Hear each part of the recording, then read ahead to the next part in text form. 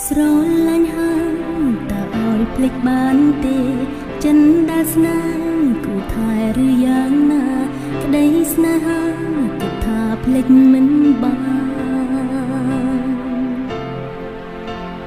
รู้សុខសាន្តព្រោះស្នេហ៍សំបំណង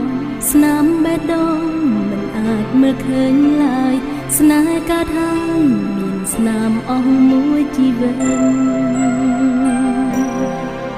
គិនថាធ្វើចិត្តឲ្យរឹងខំប្រឹងបំភ្លេចស្នេហាហាមចិត្តឈប់គិតប្រថ្លៃដង